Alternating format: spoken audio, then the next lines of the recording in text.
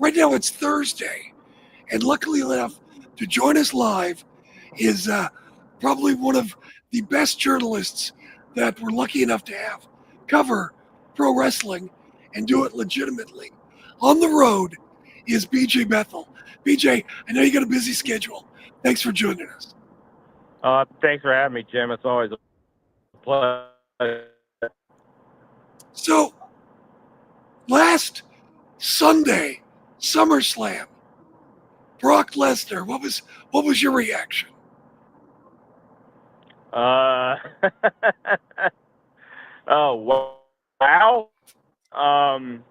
I guess I'm not completely surprised. I mean, WWE. I mean, Brock Lesnar. He was named in the. I mean, a lot of people know his name's all over the amended complaint and the Janelle Grant lawsuit against Vince McMahon and WWE. I mean, with WWE involved and Lesnar's name being tied to so much of the suit, I was maybe a little bit surprised that they brought him back, but I mean, I think right now they're going big and going home. They're trying to eat up as much of the atmosphere as there is, or the market. And I think eventually they were wanting that. They were hoping to bring him back. I think that's something they've even said for a long time. And they just finally got it passed legal a couple weeks ago. So, and, I don't think, I look at it this way, people were like, well, he didn't commit a crime. We don't know what he did. Well, we also don't know what he did. We don't know what he didn't do. It's not up for Janelle Grant's lawyers to decide what he committed a crime or not. It's not up for, any of us to do that. It's up for law enforcement and prosecutors. But it's still ethically, it's a very, it's a very sketchy choice, especially when you have a company. It's had the issues it's had. Well, I was jogging my memory, going through the amended complaint, the second complaint that Janelle Grant's team filed.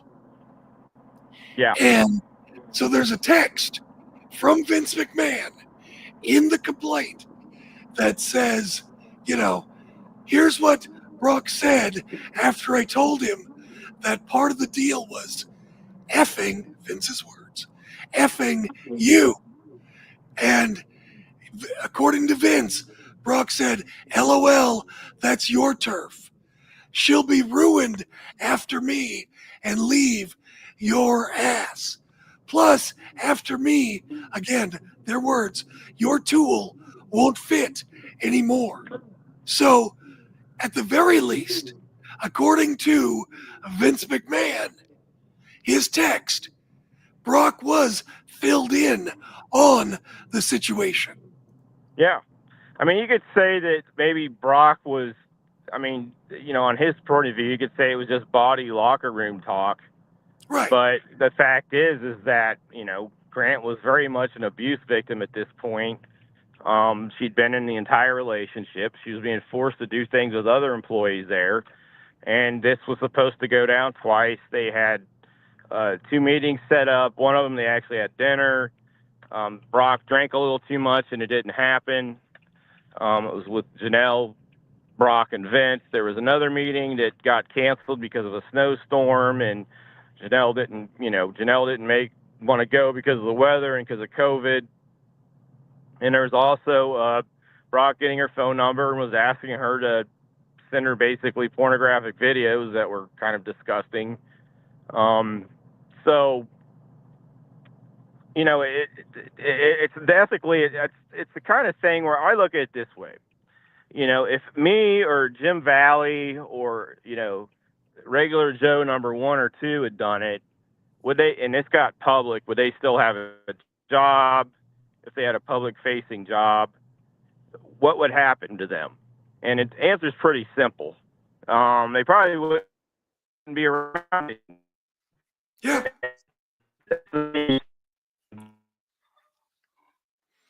Yeah, they probably wouldn't be around anymore.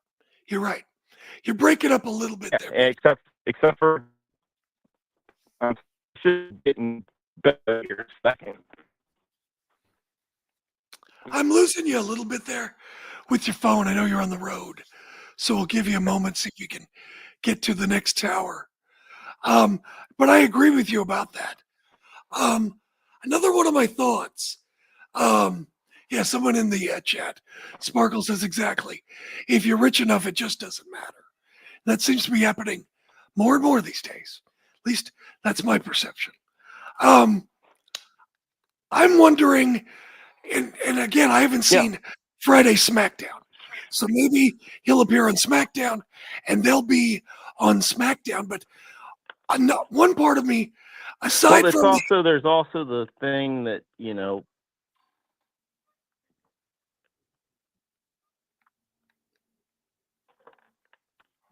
I'm losing you. Are you there? Hang on. Sounds like he's getting situated. One of the things that I thought about, aside from the "F you, we'll do what we want," aside from the are you there? I miss you. No, I got you. I got you. Hello, are you there? Are you there now? How about now? Yeah, I'm here. There you are. Sorry about that. No worries. Having some audio issues on my end. Oh, it's okay. Now, what were you going to say? Okay. Yeah, I'm here. Yeah, I can hear you. Yeah, hello. Yes, I'm here. Yes. Yeah, I can hear you. I got you. So what were you saying before? I'm there now. I think I'm actually on Wi-Fi. Should be a little better. There we go. Good deal. What were you saying before you dropped out about Brock? It's just it's a situation where you look at Vince and you know about, okay, we had a car wreck 2 weeks ago. Vince was in a car crash 2 weeks ago. He said it.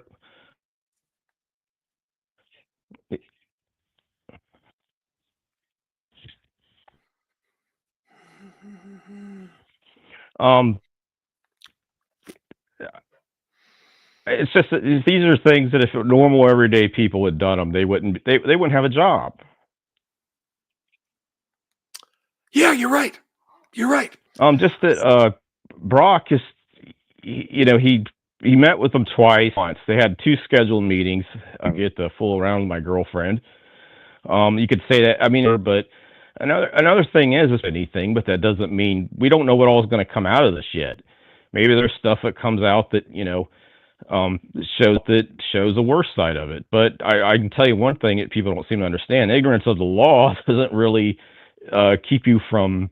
It doesn't really save you in most situations. I mean, you could drive 65 through town and say, "Well, I didn't see a speed limit sign." Well, guess what? You're still speeding ticket, and it's just the mental gymnastics people are willing to do for these, especially for WWE people.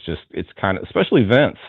It's just like, he's had driving problems for 30 years where he drives like a lunatic with nobody's safety in his regard. Poor innocent woman who then gets harassed online. Story. Let's tell more crazy Vince driving stories. It's like, no, he rear-ended her doing 90 miles per hour. It's for driving 85 miles per hour over in Connecticut. That's an 85 mile per hour infraction for driving over that speed limit and causing an accident. And he's going to be having to go to court on August 26th. It's just like at some point somebody has to be held accountable here, and it's going to happen. It's like I was talking to Ruben J, a friend of mine. He put it, and he goes, they get away with it till they don't. Vince got away with it until Janelle Grant filed a lawsuit. Then he didn't. There was a federal criminal investigation, which we don't really know the status of, which probably likely was shut down for political reasons. But that stuff's still there. It's not going away. I mean, a state or a local, law enforcement agency could step in. But to me, it's just they can get away with stuff like this as long as they want. WWE feels that way because they're making all this money. Yes, I don't understand it. It's like Brian Alvarez said this too. It's like, why bring them back when you don't need the business? You're selling well. Your gates are high. It's like there's no point to doing this other than just to rub it in people's faces. And to me, it's a bad road to go down. I was surprised to see Brock, not because of any legal reason, but Brock just seems to be a guy that has not a lot of patience for people in general. He lives in you know, what, Nova Scotia or something, and on a farm away from people. He hunts and kills his own food. You never see him out. He just seems like a guy who is antisocial, and that's the way he likes it, and that's fine. But it just struck me as a guy. Why do you need all of this this BS in your life? That's why it struck me as weird. I just figured Brock would go, oh, the hell with it. I got money. I don't need the hassle. But here we are with the hassle. Yeah, I don't get it from his standpoint either. I mean, he's gotten a lot of heat for this. I mean, people are saying, well, hear the crowd's reaction to him, and hear this. And it's like, yeah, but go online. It's been decidedly negative. The Well, that's reaction to him. the first pop is going to be people going, yay, it's Brock. Oh my gosh, it's Brock. Or I can't believe they did this. It's Brock. You're still going to get that huge pop, whether it's people complaining about their friends or people unhappy to see it. It doesn't matter as far as the first pop goes. The next one is going to matter. So here's my question. And unfortunately, we're doing this on Thursday. So we don't know. I don't know. Nobody knows what happened on SmackDown when we're recording this. But I'm wondering if, there's been a lot of talk, a lot of whispers about the Netflix numbers not being as great as expected. And I'm wondering if they brought Brock back, they move them to Smack, or they move them to Raw to help shore up Raw. And I don't know. We'll see. I think that makes a lot more sense as far as bringing him back. That to me, because right now a lot their job right now is to make Netflix as happy as they possibly can. That's Right. what they need to do. That's why they bought AAA. They AAA wants to see them be more global because obviously Netflix is a global streaming giant, and they want WWE to be more global. Part of that is getting the luchadors, and that's kind of where the business is moving. The business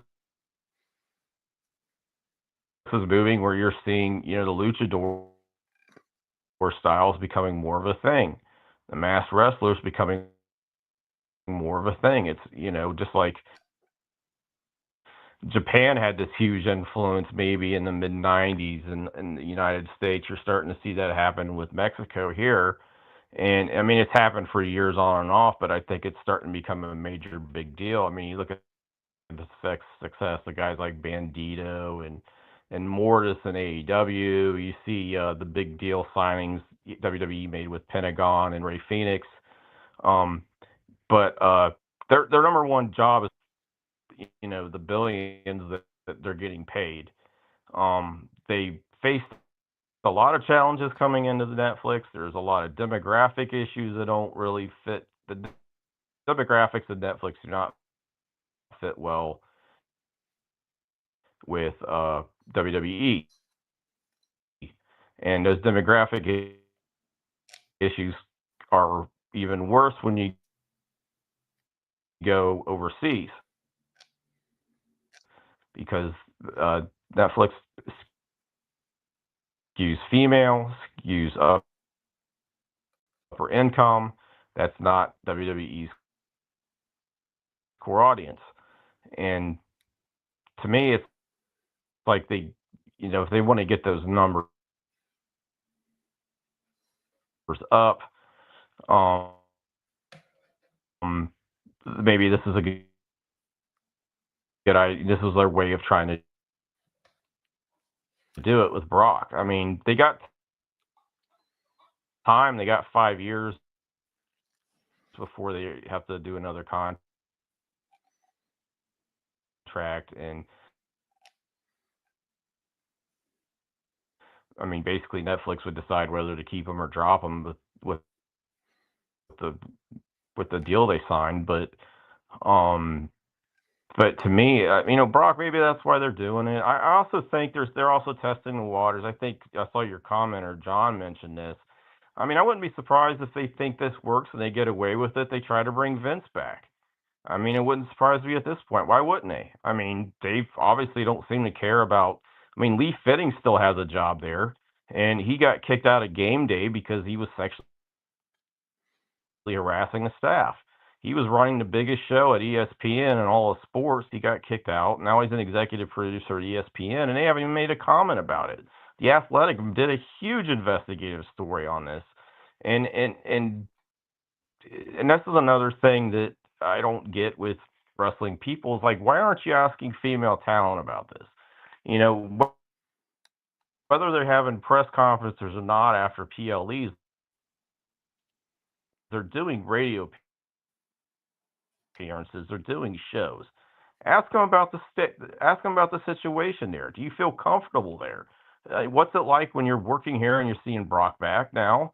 You were working with a Leaf Fitting. Jamie Horowitz was there for years. He got booted from Fox Sports for some alleged sexual harassment problems. Nick Khan's been linked to a lot of these people. He's been named in a lot of lawsuits with Fox Sports talent. Whether it's I think it was Charlie Dixon's the guy, but it looks like we're having connection problems, I think. Sorry.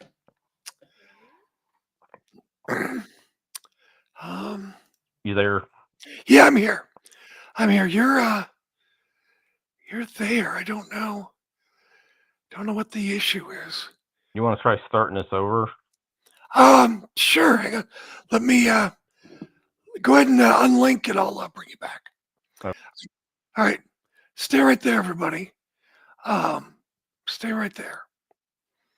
I'll be right back. Just 1 second. Don't go anywhere.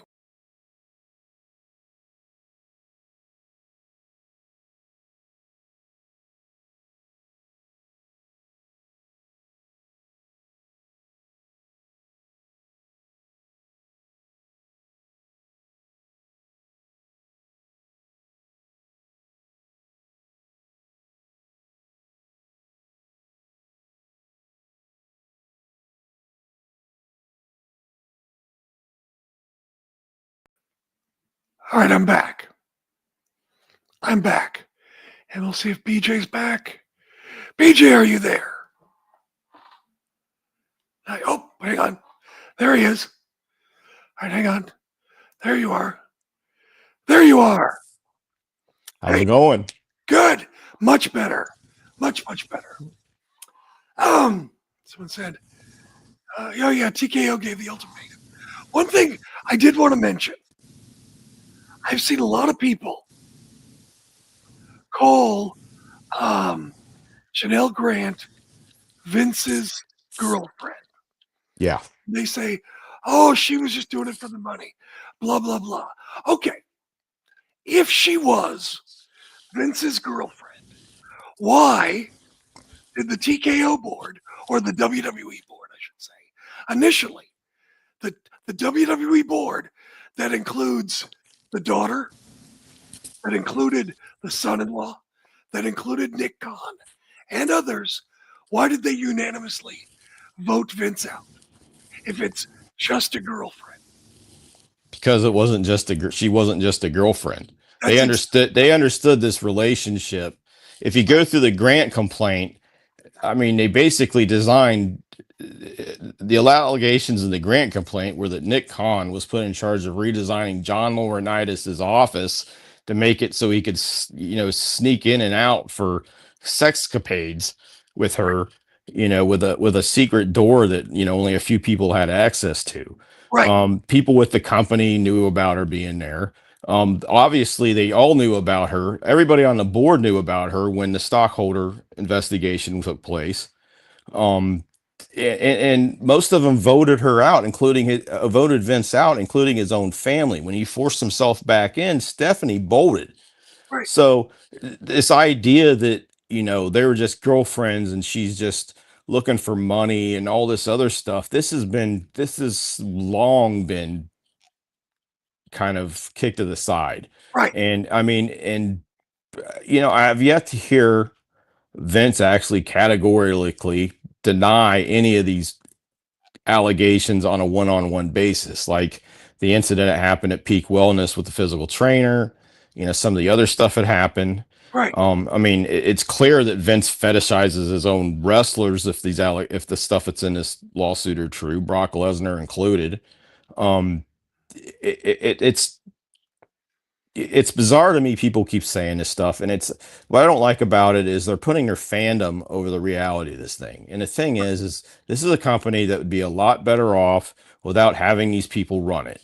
There's a plenty of smart, intelligent people who can book a successive creative wrestling company. You do not have to be Team Triple H or Team Vince McMahon or Team Brock Lesnar or Team Scumbag of the Week to be Team WWE. You can still enjoy the product and expect them to behave in a manner where most corporate America has to behave, where they're not allowed to do these kind of things.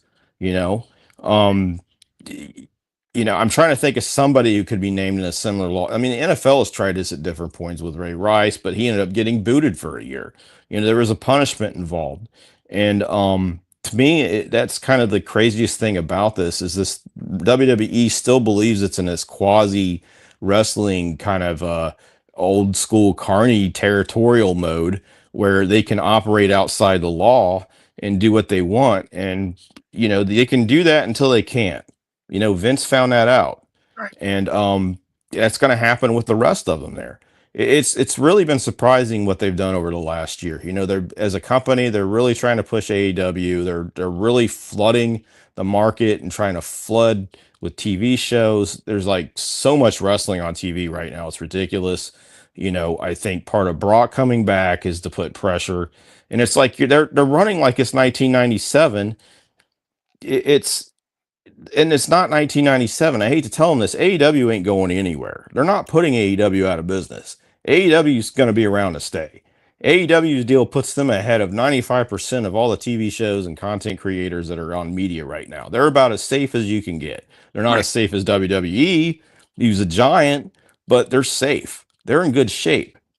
They're going to be, and people were like, oh no, what happens when the spinoff happens? What happens with this? They're top five, mostly a top number one show on Wednesday night every night. Nobody can make that anymore. They're going to land somewhere and land comfortably if something were to, if it was something that drastic were to happen. And I don't see Warner Brothers letting them go. There's a reason they got $185 million a year. Right. It's the only people who don't understand that are wrestling fans. Well, and I think people also don't understand the business has changed. It's a content creator business. Content is king. And people, well, look, it's great to have an arena full of people. That ain't bad. But in the big scheme of things, that's why TKO dropped arenas, dropped house shows, because that's just a drop in the bucket now. And people see, oh, AEW only drew 2,000 people. And yeah, it'd be great to have 10,000 or 20,000 or whatever. Of course it would. And that certainly is a sign of something. But it's still, content is king. As long as you got that TV deal, you're doing great. That's what matters now. And a lot of people are still in the past, like it's an arena business, and it's not. Yeah, it all comes down to the TV deals, and I think I think within 3, 4, 5 years, I think AEW and WWE aren't going to be on the road anymore unless it's for pay-per-views or big shows. I think they're going to probably have permanent homes for Raw, SmackDown, Collision, and Dynamite. That's just the way the business is going. Is they're going to take it off the road because it's expensive. They're going to either build or find a location where they can put 2,000 or 3,000 people a week into doors. And like, I mean, WWE's been openly talking about doing this in Las Vegas. I mean, heck, they may start having. I mean, they're having Las Vegas WrestleMania in Las Vegas again this coming year. It's like they may just permanently make it there. Oh my God, you know what that means? Dixie Carter was a visionary. She was ahead of her time. God bless you, Dixie. Yeah, exactly. We're gonna go to Las Vegas or probably Jacksonville. So we're screwed. Yeah, I mean, if you want to see the shows in town, you're going to have to pay premium pricing, Right. which is already insane. You know, getting that's another thing of this with the WWE ESPN deal. Is like somebody added this up, and we were, I talked about this with Ruben yesterday, and and when we talked about, this is all over Twitter, it was like somebody put it together. And so, like, okay, if you got like the Sling Blue package, you paid for Netflix without ads, which is $17, plus $29 for ESPN's new direct to consumer app. Plus, when you add it all together, it's like $94 a month, which means to watch all the WWE shows. This isn't talking about the library. Nobody knows what's happening with the library. Is it dead? Is Peacock going to keep it? If then you got to pay Peacock, whose prices are going up too. They're adding $3 a month to that. So, you're squeezing. You're going to be paying $1,200 a year just to watch WWE programming. That doesn't include if you try to go to any shows. And those tickets have been jacked up forever. I mean, people don't realize this too, is that AEW's gate price, their ticket price increases were a big problem with why their gates fell. Right. The creative issues were absolutely a big part of it. Going to smaller arenas has done well for them, but also the fact their ticket prices were really going up. And it's like, how much is a WWE fan? I think AEW's kind of figured where they can pitch their fans at as far as money goes. That's why you're seeing them in the smaller places. I think that's why it's all in. The tickets were very affordable, even like compared to a Raw. Right. But I think WWE hasn't found that out yet. Like, okay, how far can we push our fans before they get ticked off and either turn us off or they're not watching anymore? Because it's like you're bleeding everybody dry, and this is not a time to do it. The economy's not doing well right now. And, inflation's up, and it's kind of crazy that you got to worry about, the inflation of watching pro wrestling, but that's where we're at. Yeah, no, it was trying to find it. Somebody was talking about, hang on, I can't find it. There's WWE is running, I can't find it. Someone was arguing with me.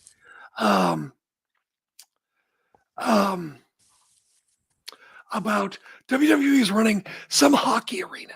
So 9,000 people somewhere in there. And they were offering $180 to stand at the top of the arena.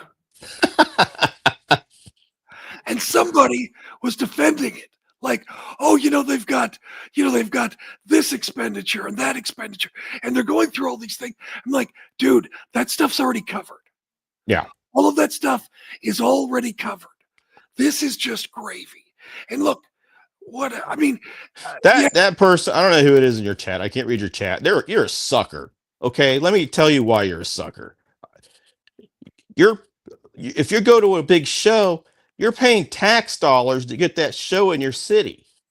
They're getting tax dollars for bringing this stuff in. They're using your money. Then they're charging you $185 to stand in the back of a hockey arena to watch Raw or SmackDown or whatever it is. Right. That's just stupid. That's just gouging you. There is no defense of that. This is a company that, when it shut down for COVID, was still making profits. It's like, this is like cheering for the house when you're playing cards. I don't get the attitude. I don't either. It's like, if you really, if you're a fan of this company, you should be outraged right now. Not even over just, if you're not, okay, let's say you don't see anything wrong with the Brock situation. With what they're pricing, what they're planning to do with the ESPN thing, what they're doing as far as maximizing the amount of money they can get across everything. What's the deal? Like, it's like, where's the bleeding stop? How much are you willing to pay for this fan fetish that you have for this place? Right. I mean, it's clearly an abusive relationship between WWE and its fans. Well, and I hate the public money going for these events, because these guys got to travel anyway. They've got to go somewhere anyway. Yes. It's stupid. It's stupid to compete for these things. But here we are. Yeah. And it just feels like payoffs to me. But it is. I hate it. I hate, and I get that it's tax dollars, it's heads in beds money or whatever. But I'm just like, I don't see the point. The thing that really aggravates me the most is that they will fight you to the tooth and nail to get them to release, just to get the municipalities and the state to release the amount of money that they're paying these Right. places to come in. And this isn't just WWE. This is the NFL. This is AEW. This is UFC. Yeah. This is NBA. This is NHL. It's anybody that has big events and they're getting tax money. Everybody should know exactly to the penny how much these places are paying companies to come into their town, and It's they're not doing it. Right. It's I public. can't. Yes, I can't. I'm still trying to get Royal Rumble. I'm still trying to find out how much San Antonio paid for a Royal Rumble 3 years ago. Yep. And the courts fight you on that based on, they're fighting based on precedent set legally from like 30, 40 years ago. As far as like, WWE would somehow be at a competitive disadvantage if they knew how much tax dollar money they were getting to put SummerSlam in your city. That it's a ridiculous argument. Why is that more important than the taxpayers knowing how much their government and elected officials are paying to bring these companies in? It doesn't make any sense to me. In theory, it's supposed to be an investment that you get more money back. In theory. So it's like we should know, so we know if this investment is worth the effort. Yes. And the only, there's one reason why they're hiding it is because it's probably not recouping what we're paying. It is not. And my guess is that the reason why public officials don't want this out either is who knows what they're getting as part of this. Right. It's bad on both sides. Yeah. And AEW is doing the same thing. They're taking a lot of tax money. Yeah. They did the whole thing in Arlington. They got tax breaks for that. They got tax breaks from the state of Ohio last year. That was listed by it was listed on the state website. Yep. All I'm asking for is, okay, if a city thinks this is worth bringing in and they want to worth making it do that, okay, fine. But show us where the dollars are going. Show us how much. Show us if it's been effective. They do studies on all this stuff. There's studies on everything, like from how many people walked on the step, bought Cokes at the concession stands, to walked on the street. How many, why can't you share that? Let us know if these things work or not. That should be shared with the taxpayer. That should be shared with them. That should be shared with everybody else. And it's just another part of this, like, WWE seems to really be the worst at it, where they just really fight tooth and nail to keep anybody from knowing what they're doing. And it's like, okay, if you're a publicly traded company and you're going into these cities demanding tax dollars, what's going on? Like, I think it was New Orleans that lost the WrestleMania for next year, right? Right. Like, how much money did they pay into this already? Did they pay any? Like, that's something that needs to be known. It's like, do they get that back? Right. Great question. Is there a fine? Do you have to pay more if you pull out? There should be. Yeah. There should be something that you should get. If I cancel a doctor's appointment too late, I've got to pay something.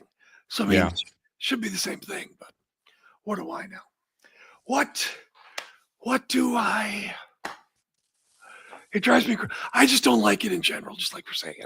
And like you're saying, I remember, Seattle, the area where I live is, we've had, since I've been a reporter, we've had a couple of stadiums put in, the football stadium and the baseball stadium.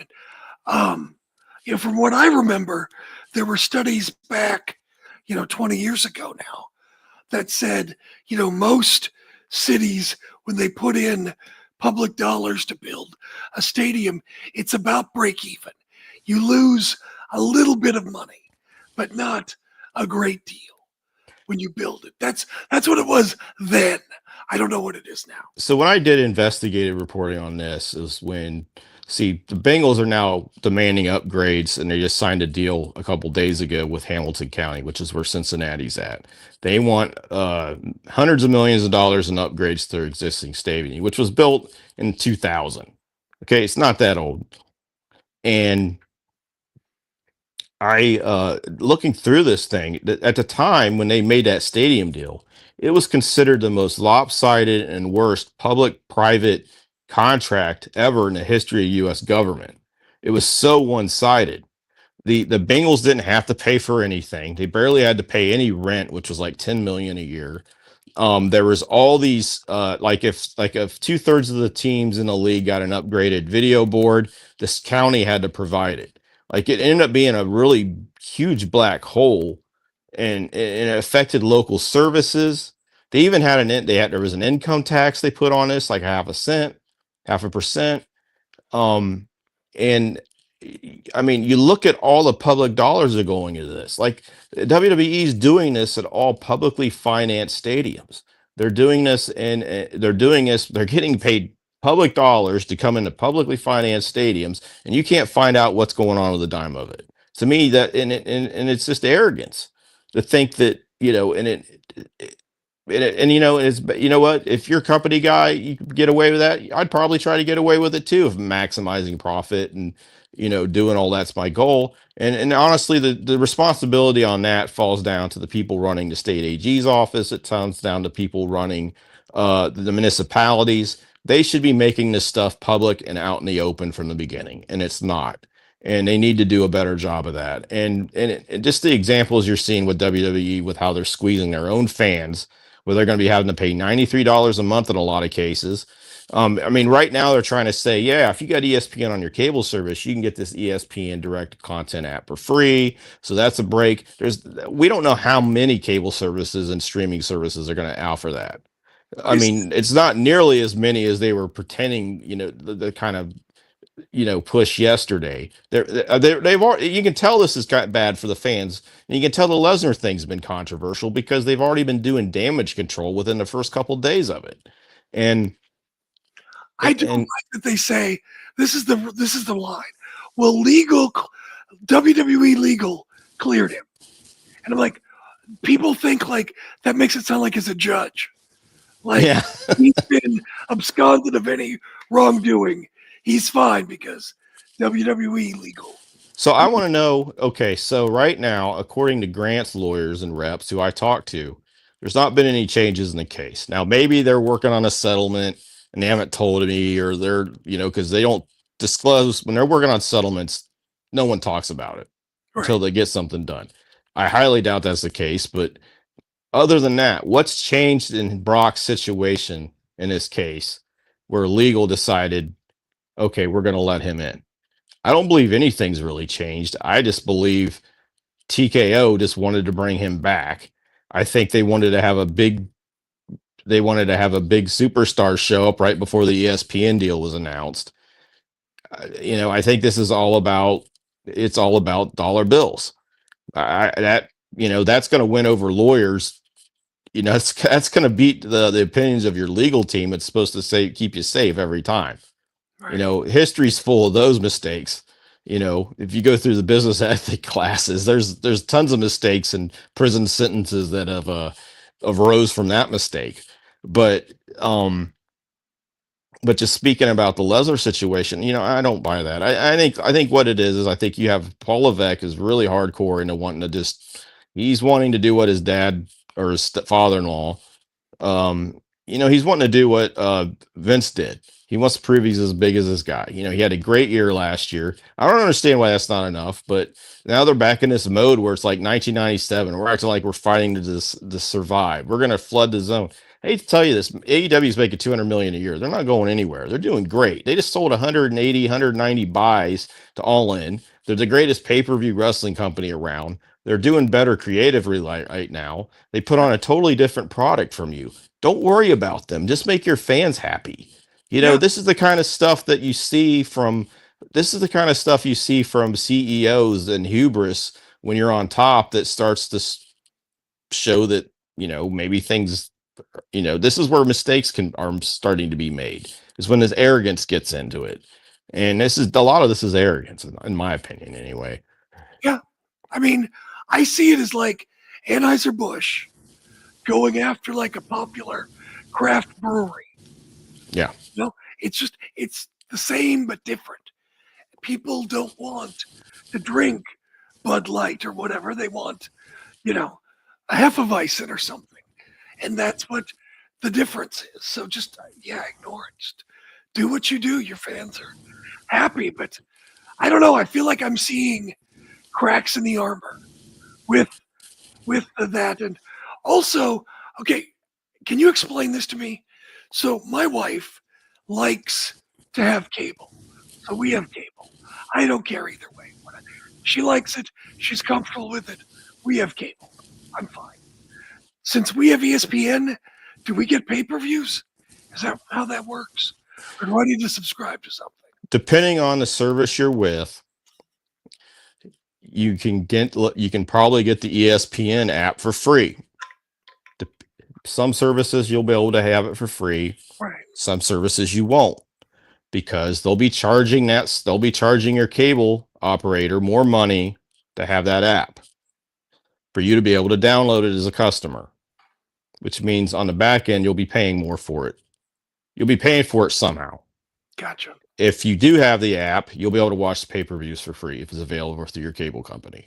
This is stuff it's gonna have to. With as many cable companies as there are, this is stuff as people are gonna have to talk out. Well, it's basically ESPN demanding a carriage fee for its app. You're going back to where we were with the cable box. Yeah, I knew we'd get here. I knew we'd get when the streaming service started. I'm like, we're gonna get to the point where everyone's gonna have a streaming service, and it's gonna be just as expensive, if not more expensive, and confusing than cable.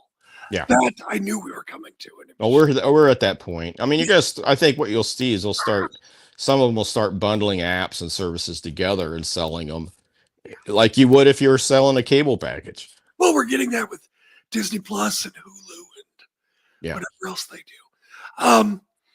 As far as this goes, I mean, being a partner with ESPN, obviously it's the world sports leader, whatever it is, worldwide leader in sports. I wonder, weekends when WWE has the pay-per-views, you got baseball, you got football coming up. It's like, how much, wrestling's great. You and I both love wrestling.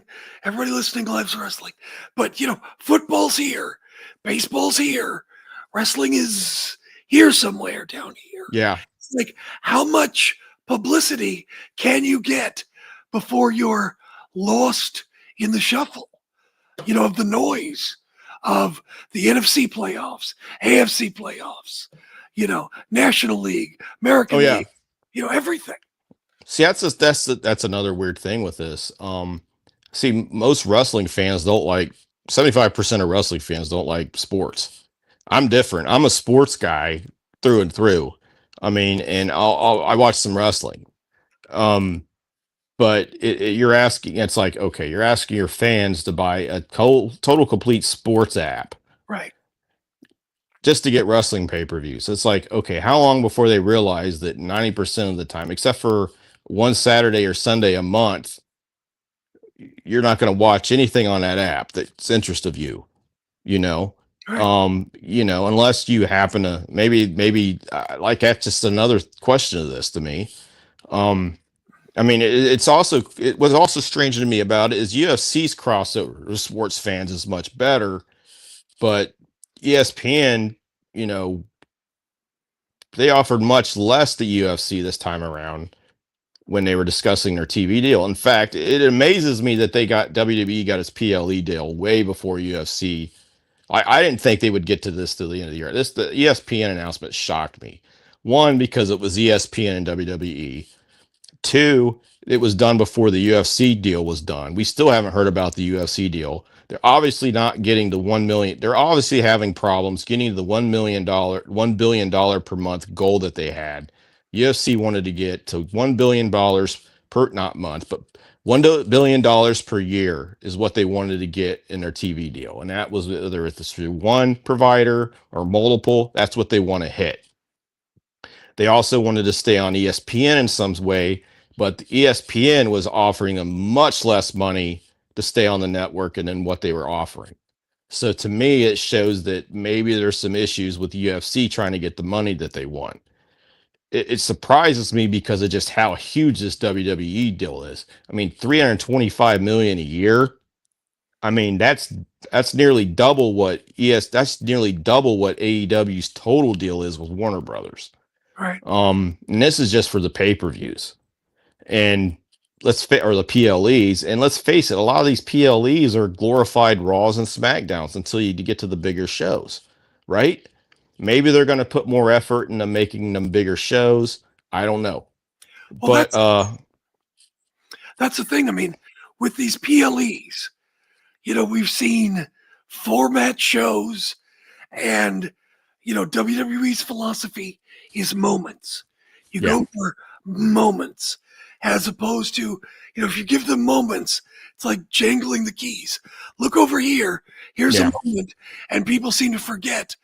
Oh, these matches were very mediocre. Yeah.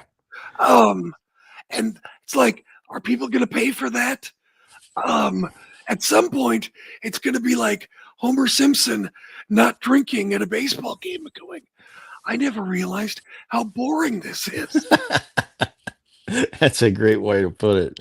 I think you're right. It's just like, okay, is it worth $29.99 a month for me to watch a 5-match, 6-hour pay-per-view where I'm really going to get where the moment I'm waiting for is going to be 2 minutes at the very end of it around midnight, which I can watch immediately on social media after it happens. Right. I mean, I've seen a lot of talk on Reddit and other places about people talking about, yeah, I can just watch it on social. I'll just go back to YouTube and watch clips. Or other people have talked about it, and I'm not encouraging this, not encouraging at all. But others have said, well, I'm going to go to the high seas, using that terminology. Yeah, I saw somebody was posting when Sancho was the guy's name who posted. He did the numbers and he's like, yeah, this would be $94 a month. And somebody retweeted him, and it was he retweeted him it was an ad for the NordVPN right website to sign up for VPN, so they can't figure out where you're getting your stuff from. And it's like, yeah, that's probably gonna happen.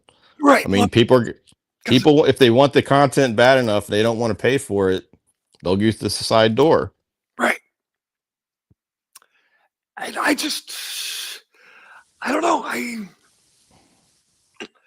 I just feel like what we've seen throughout history, WWE signs a huge deal with someone once, except for USA Network. And those deals weren't what we're talking about now. We're in a whole new atmosphere.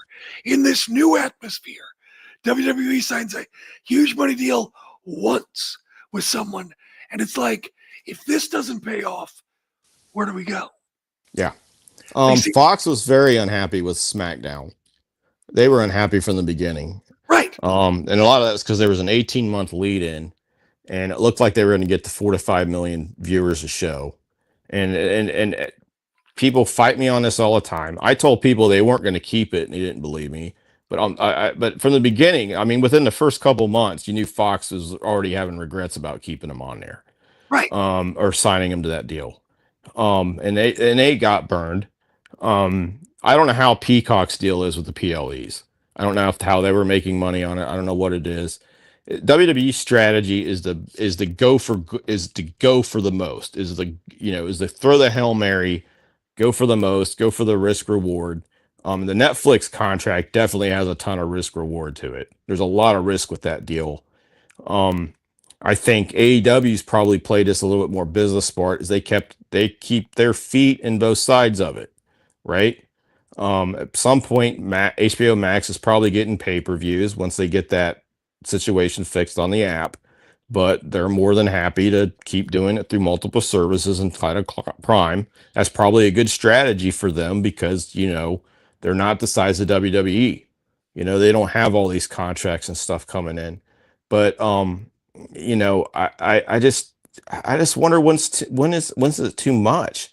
It's just like you're paying all this money, and not to mention going to see a show, and it's like you're really bleeding people dry on this. And and I think at this point people need to talk about, it's like, okay, how much more money could TKO have coming in with this? Right. And at one point, does Endeavor say, "Okay, we're at the high mark. Where do we put this? When do we put the for sale sign up?" Because there's a lot of hedge funds that would love to have this guaranteed money coming into them. So I think that's another question to look at is, okay, what happens here in the next few months, maybe the next year or so? Because, hedge funds, especially ones in the media, are having a hard time, finding places to make money at. A lot of them have tried getting into local broadcasters. That hasn't worked. But right now, WWE has all these guaranteed money deals. And if you don't want to face the fallout if they don't work, and same with UFC, good way to do it's just to, sell while you're on top. And I think that's something that's going to become a discussion here in a few months. I haven't had any sources tell me this, but I can tell you, I just think that, it wouldn't be surprised me if Endeavor said, "Hey, we're putting this thing up for sale." It's like, we're not, what other, I mean, could they possibly get a better sales price than they could now with this Right. ESPN deal? It's just like, I can't imagine the circumstance. I just don't see it happening. Yeah, I mean, are they just going to get it? I mean, the best case scenario would be another one or something like that. It's like, where can you go above ESPN? You know, No, that's the most legit. That was part of UFC's issue. Is you saw this with MLB too. Is you get off ESPN, you lose legitimacy. This happened with Major League Baseball. This happened with NHL. This also happened with NASCAR, IndyCar. If you're a sports league and you lose ESPN, they quit covering you as much, and you lose a lot of audience. You lose space in that you know in a tier where you're kept in the mind of sports fans. And with UFC, that's something they want to keep. So, but at the same time, they want to hit that $1 billion per mark. So, if to do that, they're going to have to bring in multiple people. And so it's one reason it really surprises me WWE was able to get this deal and for that amount of money. I mean, congrats to them for pulling it off, but I don't think it's a good idea for fans. I think that ESPN's hoping to use the wrestling fans thinking, okay, if I was paying $40 or $50 a month for a pay-per-view, which I don't what was the upcharge on Peacock if you wanted a PLE? was it like, was it 10, 20 Yeah. bucks? Something like So it's not going to be as affordable, you know. So I'm guessing they thought they could maybe split some of the difference by adding in the WWE PLEs, but and they'll say, "Oh, they're free and you just have to pay $29.99 a month." I don't know if that's enough to get them to move over. I don't know, but we'll find out.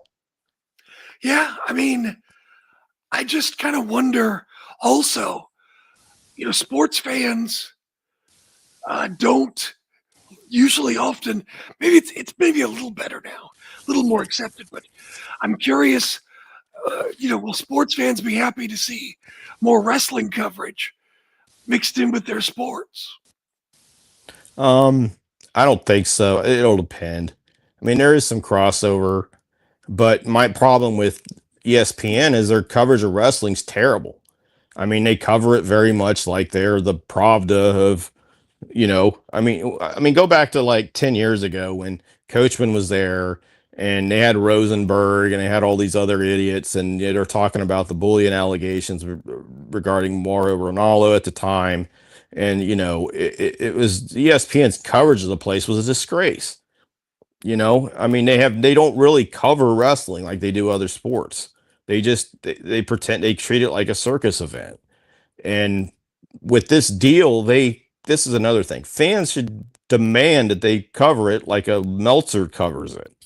That's the kind of coverage they should be giving this. If they're not, then they need to know what the hell's going on. Like, where's the Adam Schefter for pro wrestling? If you're going to put this on your network and you're going to do it once a month and you're going to ask people to pay $29.99 for it, you know, uh, to me, they got to cover it like it's a real sport. They have to cover it legit. I don't know if they'll do that. I don't think it's even in their plans to do that. I wish they would. Let's see, you're Tom Wagner here. Wrestling on ESPN. It's been held at Showboat Sports Pavilion in Las Vegas, Nevada. AWA. Yeah, I remember watching AWA on back in the '80s. ESPN. They were putting everything on. I remember watching AWA on ESPN. I remember watching World Class Wrestling on ESPN. Some of the World Class Wrestling on ESPN was some of the best I'd ever seen as a kid. It was fantastic. Yeah. And a lot of that was like kind of later in the world classes. It was kind of on the other side of world classes peak, but it was still great stuff. So they got a history with pro wrestling. Um, I think they were even talking to New Japan for a little bit. But they got to do something different. To me, they got to have a responsibility to cover it like it's a legitimate thing to cover, and that's not been their motive the last few years. They're But more and more, especially it's going to get worse too because the NFL just bought 10%. Oops, we lost him for a second. He'll be back. I'm not worried about it.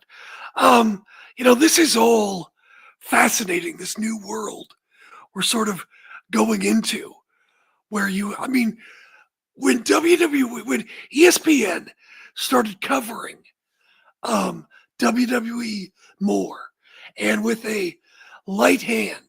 Thank you very much. I appreciate that. I'm not saying I predicted any of this because I didn't, but it certainly felt like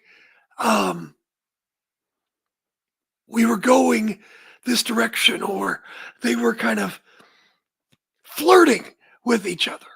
But again, I think, someone says Joe Test is their only credible sports. I think he's great. If I could have, I would have voted him Rookie of the Year in the Observer whenever he started at WWE, because he's great. He's freaking amazing. Maybe the best ever to do it. And I sincerely mean that about Joe Test. That guy's, I bow down to him. I couldn't imagine. Can you imagine a panel with Joe Test and Renee Paquette? Forget it. My God, that would be great. My word. Can you imagine if you got a petri dish and took Joe Tess's DNA, Renee's DNA? You'd make super broadcasters. Just be out there. Oh, yeah, I'm doing a show today because I'm gone on Saturday. That's why I'm doing a show. But any thoughts in the chat about Brock? Any thoughts about WWE on ESPN? I mean, I just wonder how much coverage are they going to get?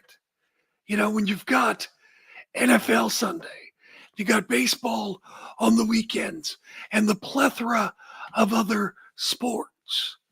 It's going to be curious. And also, what is it going to be like for ESPN fans? It's like, are they going to care? I mean, obviously, there's some casual fans, because when NFL starts, people see, drops in wrestling. People see that. So I don't know. Are you there, BJ? Just that a picture? No? Okay. We'll just keep hanging on, see if he comes back. But it's BJ Bethel, one of the best journalists when it comes to covering wrestling. So pay with your bone marrow on this stream. It's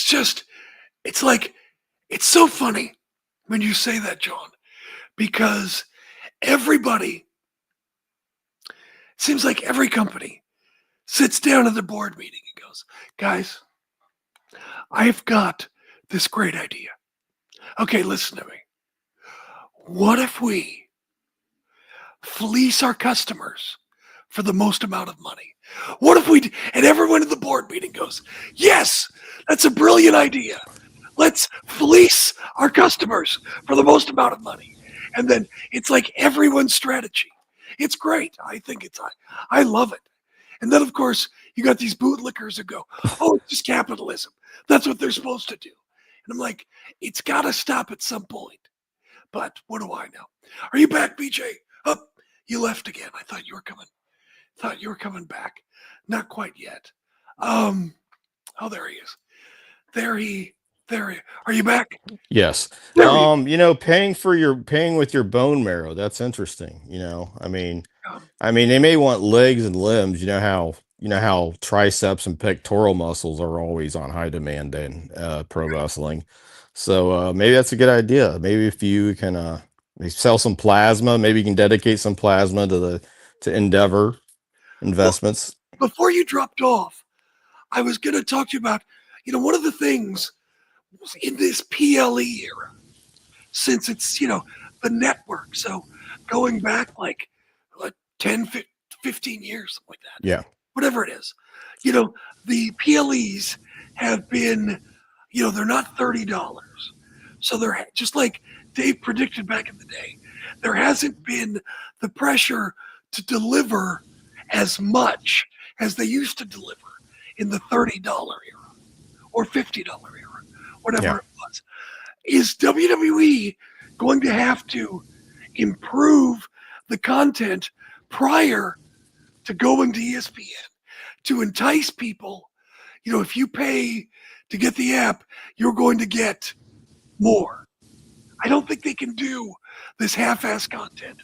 I think they're going to have to but that's a problem because they were on a 2-3 year run. I mean, you've been around the business for a long time. You know how cyclical it can be. Right. AEW was at the bottom of a valley for a long time, for almost over a year. They're coming back out the top of it. WWE was in that position last year. You saw some issues with Cody's title run, the bloodline. The Cena turn was definitely a low point. I think they try to make up for it with these moments, right. But they're also the shows are incredibly boring. I mean, there's 6-hour pay-per-views with 5 matches. There's 20 video packages. And when they have a great match, the fans don't react. I've seen the women on there just have killer matches, and it's just the fans are just sitting there because they're waiting for the big name to show up. They're waiting for the star. And it's like, okay, is it, I'll go back to this, is it worth paying $29.99 to watch the moment that you're going to see replayed on YouTube, Twitter, and every wrestling podcast for the next 2 weeks? Right. And in their video packages. Yeah, they're gonna run that moment to death. You're gonna see it on commercials. You're gonna see it 500 times on WWE's social account before it's on Raw the next night. That this is all stuff they're gonna have to adjust to. But I don't know if they're gonna do it. They seem to be in an arrogant mode where they think they can't do anything wrong.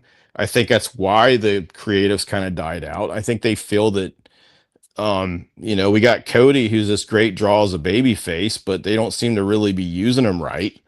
The Cena feud was a bust, but it wasn't because of Cody. No. The fact that The Rock dished out should have been a huge warning sign, I think, to Levesque and some others on where their creative direction was heading. I don't know if that's the reason he jumped out, but maybe they think they revived it with, bringing Cena back as a baby face. Oh, he's going to retire. Then as he tries to retire, Brock kills him. But then look at the situation with that. Why couldn't you have Braun Breaker do that? Why couldn't you have Gunther do that? There's plenty of killers on that roster. I mean, you just had Goldberg on 2 weeks ago. Did we ever get Cena Goldberg? I mean, at least it would have been one match. I mean, he could have hit Cena with a chair for about 10 minutes and give him a jackhammer. He could have done that. I mean, that's another thing that makes the Rock decision strange to me. It's almost like they're picking things to do that it can most get into people's face.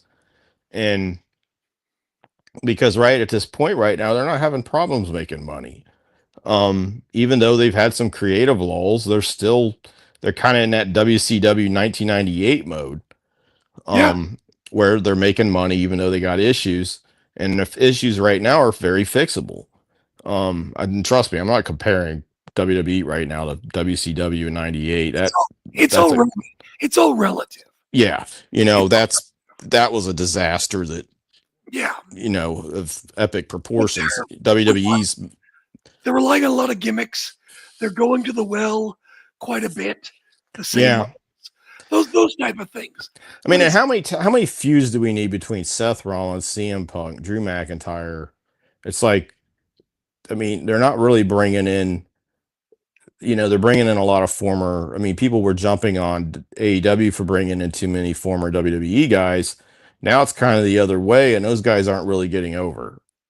You've seen some people on Twitter getting angsty when, reporters or people on smart reporters and people that know the business point that out, that these people aren't getting over like they were in the other company, or they don't seem to be catching on, or maybe they're not getting booked right, which I think is the real problem. But I'm with you. I agree with everything you're saying. I'm reading your comment from Luke Dorsch. I'm with you. I agree with everything you're saying, but the majority of their fan base doesn't think like us. I mean, maybe that's the case, but everybody's got a pocketbook. Everybody's got a bank account and a checking account. I mean, do you really want to pay $100 a month for this? Maybe they think they got enough hardcore fans they can. If they can do it. If not, we'll see what happens. One of the things with the Janelle Grant lawsuit, she talked about how Vince McMahon's library is filled with all of these psychology books. And it got me thinking how WWE for 40 years has, pitched itself, as a cause. Stand up for WWE. Fans buy into it as, you identify with Hulk Hogan. You identify with John Cena. You identify with Roman Reigns or Ultimate Warrior, whomever. And it's like, it is a cause. People don't see it as a profit-driven business. They see it as, I need to stand up for this. I need to defend this. Yeah. They have an emotional connection with the company. But I don't know how much of that is just the people you read on Twitter, who Right. who want to shoot me because I report what's accurately in a complaint against Vince McMahon. But the people I meet in real life, yeah, I had a few people say, yeah, I thought it was cool. And, they don't really understand the stuff on the legal level like people like me and you who read it every day. But they don't behave like the people you read on Twitter. Like the majority of WWE fans I run into in real life, they know of AEW. They watch it sometimes. They just prefer WWE because they like the more cartoony production. Right. They're not into seeing, they don't have to see a 30-minute classic 5-star match. Right. They like AEW is geared to a completely different audience. Right. And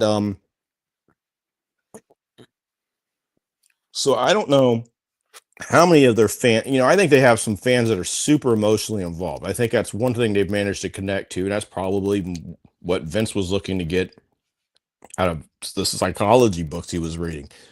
But at the same time, I don't think they're as connected as they think they are. I mean, when Vince was running this thing really hard in 2019, 2020, they were losing their fans like crazy.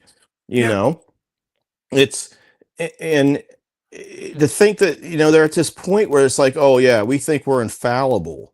And it reminds me of like 2020. It reminds me of 2001 when he tries to launch the football league, and they had a record loss year that year because of it. It reminds me of we're going to get involved in. We're going to try to run the XFL again. We're going to try to do another launch of it. We're going to try to do a bodybuilding federation. We're going to try to do movie studios. It's like, yeah, those things are, if you want to try to do it and do it the right way and make money, but there's just a stroke of arrogance of it where they think this fan base is just willing to take a beating financially, emotionally, and to me, it's just, I just think that there is a limit to it. I mean, the fans have told them in the past, a lot of times, more times often than not, look, we don't like this stuff, and we're going to vote with our pocketbooks on our feet. It's a different fan base, though. I can't believe they put up with this John Cena stuff. Hang on one second. Sure. Okay, 2001. Vince was preoccupied with the XFL. 93, 94, 93, he was preoccupied. Business was down because he was doing the WBF. Let's see, business was down, occupied with the XFL. Now in 2020, was Vince preoccupied with something? Oh yeah, Janelle Grant. There is an obvious pattern each and every time. They hit a peak in business. They start feeling arrogant, and then, oh well, we're going to shoot off in this new direction. Yeah. And if you read the complaint and you read just the text messages, you see the interactions. It's just the level of arrogance and you know, I mean, if this stuff is an accurate portrayal of who he is, this is a level of arrogance on display, of megalomania, of what you believe you can do to somebody you see as a nobody. You know, as somebody, is this another girl in this your apartment building? It's just it's shattering to see. Well, we're talking about the guy who left his entire roster in Saudi Arabia when he was fighting with MBS. So, you know, that's the way he sees people. Yeah. You know, this is a company that, you know, just after Jamal Khashoggi got chainsawed in a Turkish embassy, you know, was doing work with the Saudi Arabians. It didn't seem to really care. They were more affected about the PR when their roster got held hostage on a runway outside of an airport. I don't know. I think that, like you said, and I think a lot of your people say this, is they buy into this company hook, line, and sinker for reasons I don't know. You know, I don't get it. Whatever this, I don't get it, because it's like, pay-per-view wise, they don't really pay off a lot. I mean, the Cody storyline was one of the few angles in in many years they paid off well. That they paid off to the max. I mean, the last time they probably did that, maybe Daniel Bryan at Mania, maybe CM Punk beating Cena in Chicago. Before that, you'd probably have to go back to you know, Austin winning the title over Michaels. But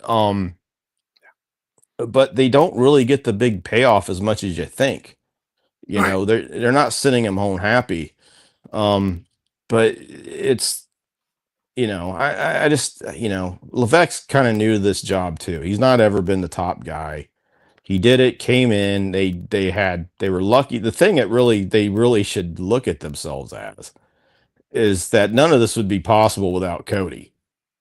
If Cody doesn't have the problems, if Cody and his problems didn't pop up in AEW, Cody didn't even want to go back to WWE. He was looking at Hollywood. I mean, they had to really, I mean, probably the best job of anything John Laurinaitis ever did in wrestling was able to snag Cody Rhodes. I mean, they had to offer him multiple contracts. He had options for outs because he didn't trust them at all because of how they handled him last time. And he remembered how they treated guys like DDP and Booker T when they came over from WCW. Cody's a smart guy. You know, he's a smart guy. He signed a smart contract. And it just I mean, look, they were going to give him a title last year. They were going to sideline him into this Rock, you know, they're going to sideline him into something else while they did Rock versus Reigns. And thankfully, the Rock saw it wasn't the guys there that worked every day. It was the Rock that walked in and said, "This ain't working," you know? So and that's another thing with Cody I find interesting is, like, he's been their top baby face for how long now? 3, 4, 5 years. Austin was their top baby face for how long? How long was The Rock there? How long was Hogan really on top there? Maybe 6, 7. But after a while, WWE's a way of really alienating their top baby faces and their top stars. It's like the people there start to believe it's the company that built the guy, not the guy who's doing the work in the ring. That's especially arrogant With Cena, maybe not so much. With Hogan, it's kind of arrogant because he was already doing Rocky 3 in AWA. With Austin, it's extremely arrogant because until he got hot and he was wrestling with basically a broken neck, they were taking loans. Then they just tried to treat him as like an also ran in 2002. It's like they're gonna have problem. I just see down the line where they're gonna have some issues because it comes down to the point where it is like, okay, who's making this happen? Is it the guys in the ring or is it the company? And I hate to tell you this, doesn't matter how good a company's run. You need people that can draw and cut promos and get emotionally connected with the fans. Without Cody, none of this stuff happens. They don't get this WWE. They don't get this in an ESPN deal, right? And my number one job with them is keeping them happy. Maybe that's why they put the belt back on them. I don't know, but I would keep an eye on Cody. I mean, I find it interesting that he's always talking about AEW as much as he does. Yeah. So. I mean, he's a smart guy. He knows the history of this stuff. I think he's probably smarter than most of the people running that place. Right. I would agree with you. As far as, you're talking about the different top guys, one of the things, and I take nothing away from the career of Hulk Hogan, not talking about Terry Bollea, but the career, take nothing away from it. However, when people say wrestling wouldn't be what it is today without Hulk Hogan, that's not entirely true. Because as you mentioned, WWE was losing money, taking out loans, and that's not Hulk Hogan's fault. But they still were. And until Steve Austin came out. So really, the company is what it is today because of Steve Austin. They took a flick under Steve Austin. They made Vince a billionaire under Steve Austin. Yeah. So, I'm not saying Hulk Hogan didn't do what he did. He absolutely did. But you got to give credit where credit's due, and that's Steve Austin. Yeah. Steve Austin that's to me, when you're talking about everybody puts down, okay, he was the top guy in the company. Sometimes Rock will be thrown in there. I think Mick Foley should be more involved in discussion. Right. Because at the time they had to, I mean, 3 of their 5 biggest baby faces ever were in the company at the same time, and one of them was Mick Foley. I don't think he gets enough credit for that. But everyone makes this argument between Hogan and they make the argument between Austin, who is better. I will go back to this. They were running high schools in 94, 95. I know this because they were doing it in Ohio and the Cleveland area. WWE was. I know that sounds crazy. But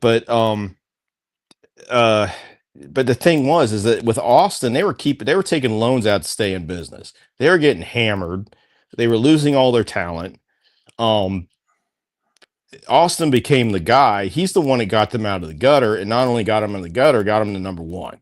Right. You can talk about the Attitude Era all you want. Most of that was just crap. It was Jerry Springer inspired Crash TV garbage just to eat time until they can get Austin back on TV. Right. And then a year later, they had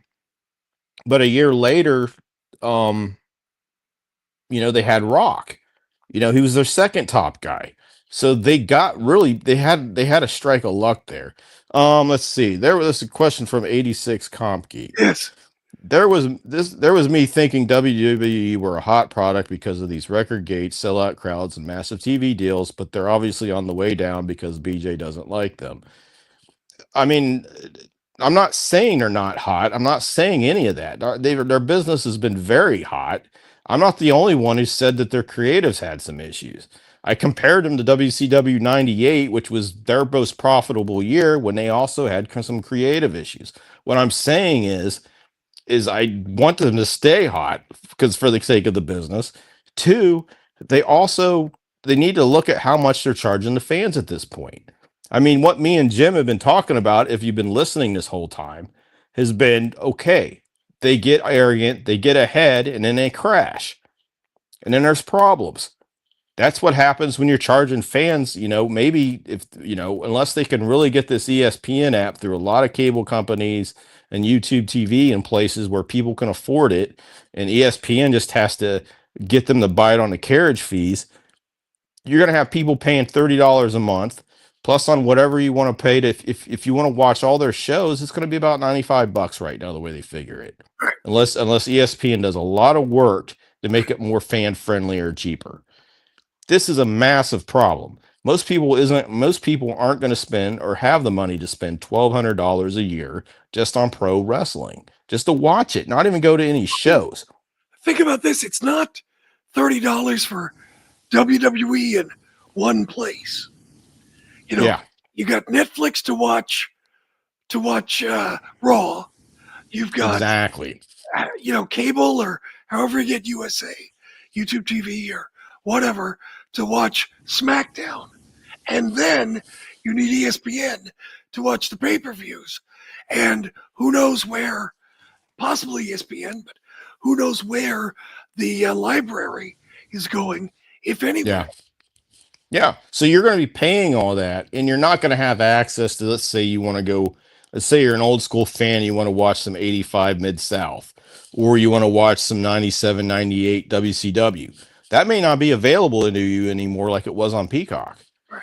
So that's another thing to consider. So if you want the library, you're probably going to, unless that moves to ESPN as part of this in some way or form, which right now it says it's not, where's that going to end up? So you'll have to pay more money for that. That's my concerns with this. I don't think anybody's denying that they're not hot. I mean, they're making record money, they're record making gates. They are having problems with Netflix. That's a lot of that was when I talked to people in the business about this way before January. I mean, this was something that we're going to have issues with because the demographics don't match up well with them. It's a very female centric network. It's upper middle class. It does not match up with them. Maybe Netflix wanted them to bring in a different demographic to attract a different crowd. That's a smart idea. Then it works. The best part for WWE is they got 5 years to figure this out. And by that time, the media landscape is going to change 3 times at least. I just think, people need to realize that there's still some problems off. Luke Dorsch definitely cooled off in the last year. Man, I like your comment feature on here. It's really cool. Oh, thank you. They're happy to have a show with you. You're popular. Wow, I didn't know that. There you go. Well, I got a podcast if anybody wants to watch it. Me and Ruben J. We don't have a name for it, so we're calling it the BJ Bethel Project. Which if you talk to people that know me, they say, yeah, I am a massive project in a lot of ways. But if you want to listen to that, we get in a lot of the same stuff I'm talking with Jim. And I just want to say something, Jim, you're an absolute pro. I love working with real radio guys. Sean Stidham and Marty Adams, I started with in 98 out of date, and they were on a 50,000 watt radio station that people were building big antennas in Brazil to pick up because they were so good. Sean Stidham was a guy who managed to get an interview. He managed to get one-on-one interviews with Michael Jordan, Scottie Pippen, Dennis Rodman, and Phil Jackson, all on one assignment. He's just great. And you remind me, you come from that same hardcore radio guy field. I love your style. Thank you. And to me, this is the best way to do a podcast. So it's always a pleasure to be on here. And I'm glad people are on here listening to me. But I mean, as far as other things, I think what you're going to see is you're going to see a lot of I think you're going to see a lot of like maybe bundling, like one of the most popular bundles right now, ironically, is the Disney Plus and HBO Max bundle. I guess a fifth of HBO Max's new subscribers the last few months have come from this bundle, and a significant number of Disney numbers. And another thing that's interesting is Disney announced this, I think, yesterday as well, is they're folding Hulu into the Disney Plus app. So they're kind of centralizing things. Dragon John Dave's always saying good things about BJ on here. He's a credible source, especially on the AEW Max numbers. I appreciate that. And Dave Meltzer's obviously, when he says good things about you, it's an amazing thing to hear.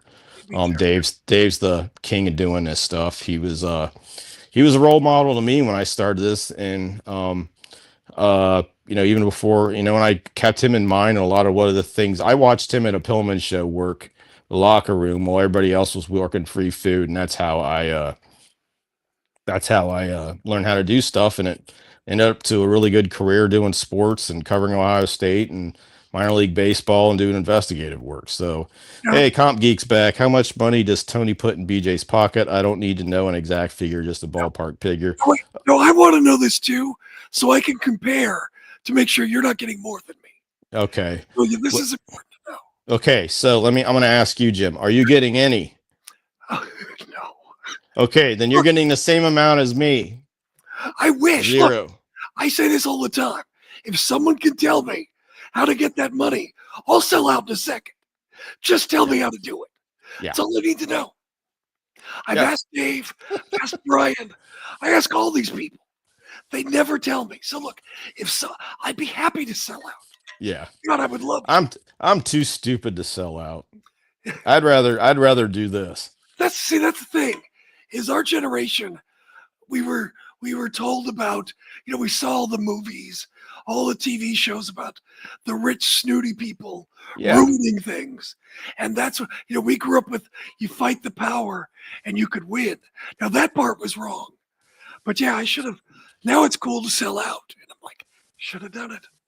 Should have. I don't think it's cool at all, man. I think the problem is I think Gen X is waiting up a little bit. I mean, look what Gen X has done to Trump the last 3 weeks with South Park. I You know, blame. that's kind of us. We're punk rock. We're grunge. You know, credibility means something. Facts mean something. Truth means something. Yeah. You know, and somewhere along the way, corporate America kind of convinced younger generations that wasn't the case. But I think they're finding that out. Make money. And there's a lot of great young reporters out there. I tell you what, man, I read like the Michigan State uh, student newspaper, and it's amazing. I read the Ohio State student newspaper; it's amazing.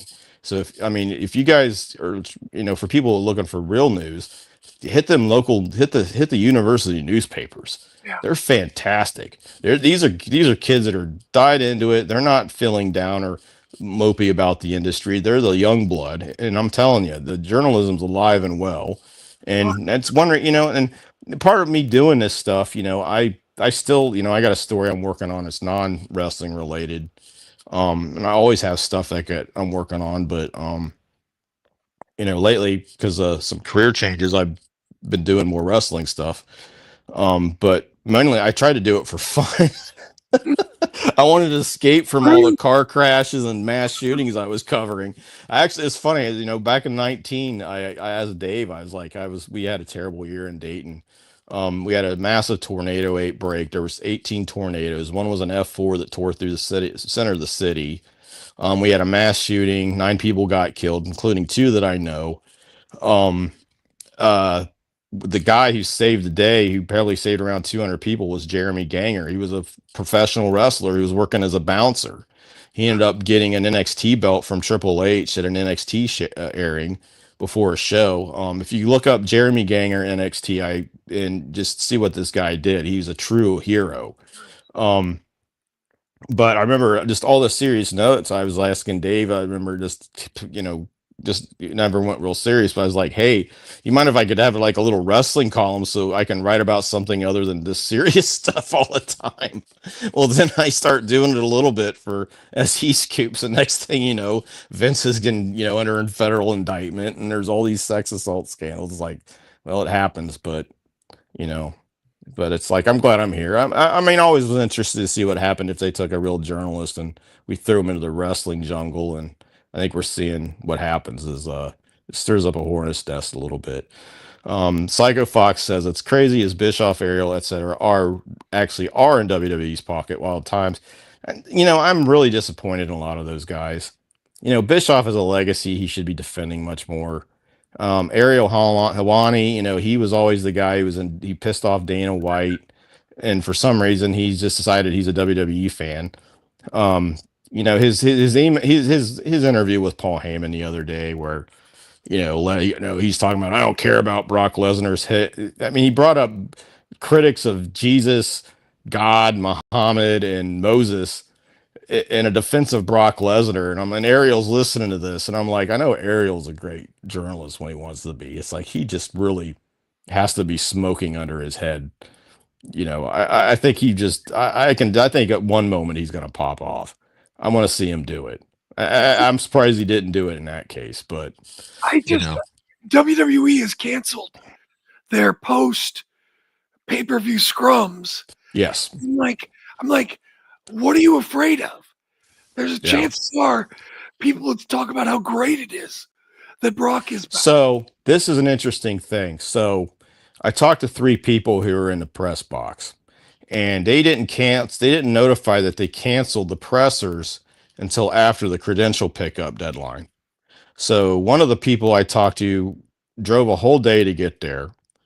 The 3 I talked to were lucky. They got their prices picked up. One lived in the area. Another was one flew in from the United Kingdom. And so they get their credentials, then they're told there's not a presser. Now, here's the thing. Now, people say, okay, most of the questions at the pressers are garbage. In fact, some of them have no good questions. And since they haven't had Pollock or Thurston in there, I mean, Thurston, I don't think they ever let Pollock in. They had Thurston in for a while. He was your source of a good question. Some of the Fightful people had good questions. Yeah. But the thing is they were still talking. You still got comments from people. You still got information that you could put into stories. Without having that, you don't get those quotes now. So people, they knew Brock was coming back for 3 weeks. And I mean, you know why they canceled the press conference was because Brock was going to be there. It's like they should have told us a lot sooner. This was, I mean, in the words of the Venture brothers, this was a total dick move. Yeah. Excuse my language. I'm sorry if you have to bleep that out. But they could have done this a lot better. But it was another shot at reporters. You got people that are making dimes just trying to report, do their own thing. Even the content creators, I feel a little sorry in that situation because it's like this is how they make their money, and it's crap. It's like they should be giving everybody at that thing. They should get an exclusive interview with somebody. If they wanted to make this right. I think AEW would do that. Almost every sports league I covered, if they had a situation like that, would do that. Right. I've had situations like this before where they've called and they said, "Hey, we did you wrong. We'll give you an interview. Who do you want?" Right. And I'll tell them. And then, and I don't tell them. I'm not going to give them the questions ahead of time. That's not how you're supposed to do business like this. But yeah, it was a total disaster for a lot of people coming out. I guess the numbers in the press box on Sunday were noticeably lower. So a lot of media just didn't even come to the show on Sunday because they're like, we're not getting access to anybody. Well, then fine, we're not coming in. I'm glad they went on strike like that. I don't think it was so much as a thing, it was a protest, but I think it was a thing where they were seeing this and going, why bother coming here if I can't do my job? Right. And I really feel bad for people because most people don't get their media outlet to pick up for this. They got to pay for it on their own, and they got nothing out of this. I was fortunate where the people that I knew, they were fortunate where they had somebody picking up the price. Yeah, no, they know what they're doing. They know what they're doing. One of the things that bothered me the most, tying this back, let's go full circle, is when the Janelle Grant thing, when Triple H was finally there, I think the next month. Yeah. Someone asked him about it.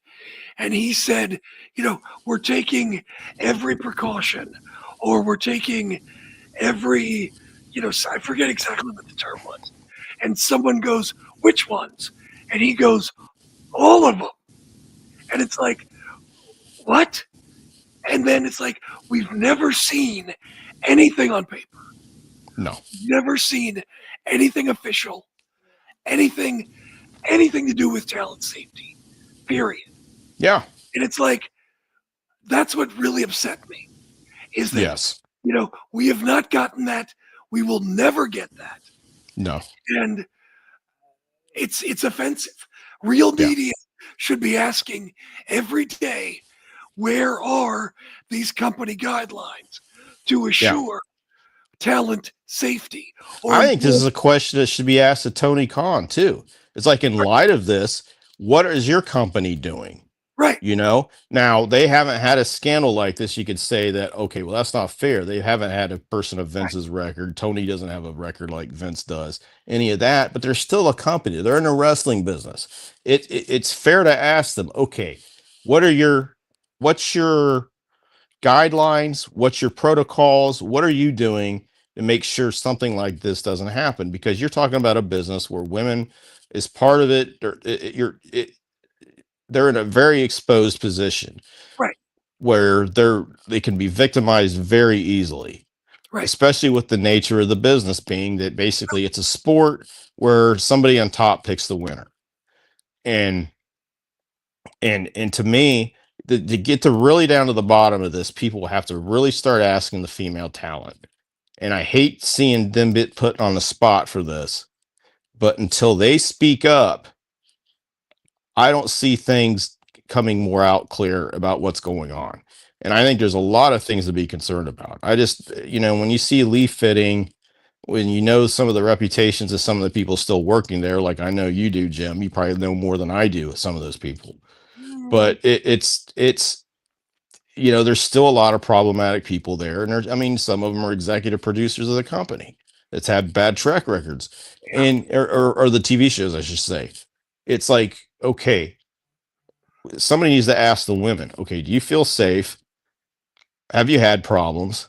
What's it like working here? Have you had a situation? And, ask them the direct questions. Right.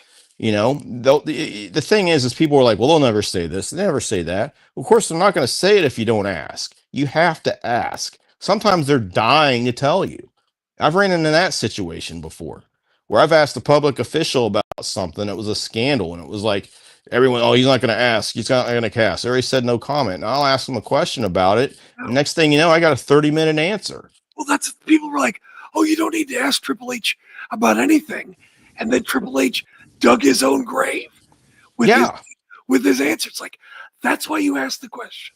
Yes. And they need to follow people up better. Yes. If you are going to scrums, watch the White House press conferences. The ones today aren't as good because they've mixed in a lot of influencers. They're not asking good questions. They got agendas. Watch them from like 10 years ago. And if somebody gets a good question, people will drop what they're going to ask if they're not getting a good answer, and they'll come with the follow-up. Right. That was the thing that disappointed me the most over the last year or so was Thurston, or maybe somebody at Fightful would ask something really good. Somebody, or they would ask something good. They wouldn't get a good answer, and it should have been the next person should have said, wait, you didn't really answer that. What's going on? That's how you find stuff out. Right. Well, that's what bugged me, because that's what happened at that press conference. There was a question by somebody, and then the follow-up was a website that cares about women's wrestling.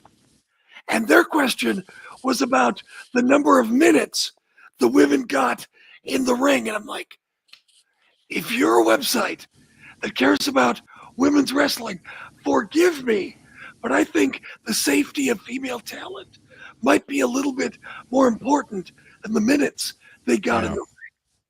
Yeah. Forgive me for that. I mean, it's sad though. It's because it's like, that's a great question to ask. Like, I think somebody should ask that question at every pay-per-view. How many minutes? Why aren't the women getting more minutes? Why aren't we not seeing any male, singles talent getting pushed? But at the same time, somebody, even if that question's asked, the next person can ask it. Right. I mean, sometimes you got a question you got to ask. And I've been in that situation where it's like, okay, I'm doing a story on this. I got to ask this. I can't do the follow-up. Right. But the next person can. That's why you got to have pros in the room. That's why it's important. And that's why they're trying to keep the pros out. Right. And apparently they were scared enough of this Lesnar situation. They weren't comfortable even having the content creators in there with it. Kind of amazing. They didn't want the Waffle House guy saying, hey, what are you doing at Waffle House? Hey, Lesnar, what are you doing? I mean, that should tell you a lot. I just wonder, are they going to, if there are any signs, they're going to confiscate signs. Yeah, they've been doing that. And I'm curious if there's actually going to be any chants or booing. I mean, they booed Hulk Hogan at his last appearance or do they just are they going to cheer? I don't know. We'll see. It's interesting to me because what Lesnar's involved with is highly, highly unethical. You know, Hulk's racial statements were horrible, Right. but he didn't commit an action upon somebody. He didn't, under the force of the boss, have somebody send them fetish pornographic videos, you know, Well, but, you know, and I'm not saying that. What I'm telling you is that I don't get why Lesnar gets cheered and Hogan gets booed. Hogan deserved to be booed. He should have been booed out of the building, and they should have known better than to ever bring him back. And that should be the treatment Lesnar gets. And I just trying to reconcile that. We'll see what happens. I mean, obviously they're concerned about it. and I don't get John Cena, going to go back to Hollywood. Why would he put himself at risk feuding with Brock Lesnar? And Yeah. maybe it's nothing. Maybe it'll be fine. But I think with the Trump administration, you're seeing a lot of people kind of kowtow to them. Like you saw Tim Cook from Apple doing it the other day. He gave him like right, an engraved one of one iPhone. right, You're seeing a lot of the CEOs are always in these situations. They're always the ones. It doesn't matter. They could be the most progressive guy on earth, the first guy to like. yeah, They're going to be the first ones to kowtow to whatever to make the guy at the top happy. Maybe they feel that maybe John feels it in Hollywood with the current attitude that he's safe doing this match. I don't think Cena should be getting any heat of this at all. This was Paul Levesque booking this stuff. You right. know, I mean, he said, well, this is a match John would have had liked. I'm sure he would have loved to get his win back from Lesnar from 10 years ago when he lost in like a minute. But at the same time, it's like these aren't his decisions to make. You know, he could say no. I mean, I guess maybe that's a big thing. Yeah. But I also think that you know, it's a messed up situation. You know, with his Holly career, it's questionable. I think some of his movie choices have been questionable. Um, I watched the one with the girl from the Globe TV show. It was kind of a bust, but he's seen as a great talent on screen. So I don't know. I really don't know what his thinking is on this until he says something. Right. And but what gets me is one other thing that just drives me nuts about them is just how afraid former talent are to talk about the place. I Right. mean, the ones I really give credit to are like Paul London, Rene Goulet, those guys. You know, Paul London was telling some horrific stories about what Ashley Massaro went through. Yeah. You know, they were doing this and people pretend, you know, people act like this stuff wasn't happening. They're doing their own podcast about this stuff. And it's great because it's like you're getting stuff from their point of view and they're not afraid to say it. I really tip my hat to them for being gutsy and doing this. It's like they're not worried about getting Legends deals. They're not going to get one out of this. They know they know the minute they say this, they'll never get one. And to me, it's like these guys live for that. They live for so many of these people. They live to get that last little bit of recognition. You know, you see it on certain podcasts. You see it in some of the serious programs. You see it with some of the supposed, you know, ESPN people. They've been, you know, they use it work there. I don't get it. I mean, if I'm an announcer and I'm there and I get treated like crap, you know, I don't turn around and defend the company when they're bullying somebody else. If, you know, I probably take the Joey Styles approach, which is I do my time there and I get the Rene Duplay. Yeah, thank you, John. I appreciate that. Rene Goulet was not Rene Dupree, but Rene Dupree. Yeah, he's been very upfront. His podcast has been very good about a lot of these things. But at least the ones that I've seen, the one I saw him, Ashley Massaro, was just heartbreaking.